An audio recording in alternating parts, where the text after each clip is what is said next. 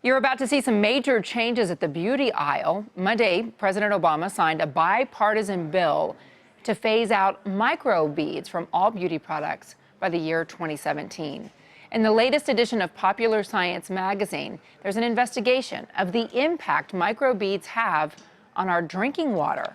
Joining us now to explain the dangers is Sophie Bushwick from Popular Science magazine. Sophie, great to see you. All right, first of all, what are microbeads and where do we find them? Microbeads are these small pieces of plastic. They're usually about 1 millimeter in size or smaller, and you'll find them in exfoliating facial washes and body scrubs. They're even in toothpaste because they're abrasive. So if you're rubbing them on your skin, they'll rub off dead skin cells. All right, why did they get banned? So because they're made of plastic, and because they're very small, it's really easy for these to make their way into the waterway. One study estimated that 8 trillion microbeads enter our waterways every single day. That's enough plastic to cover 300 tennis courts. And because they're made of plastic, they can soak up pollutants like sponges in the water.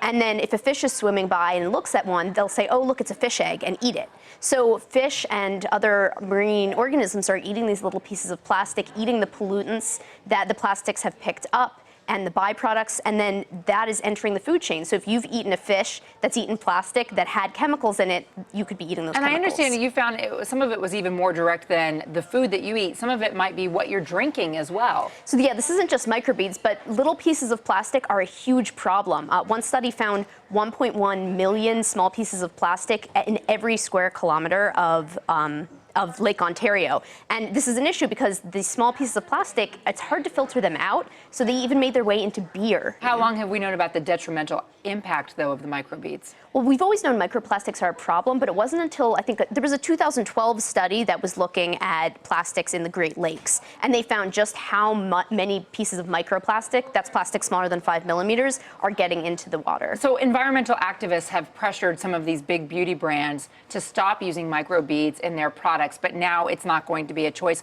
When will we see it eliminated from all beauty products? So they're going to start phasing them out in 2017, but they won't leave all beauty products until all the ones that have already been made with microbeads are going out. I mean, the good news is, even before this ban took place, a few individual states and counties had banned them.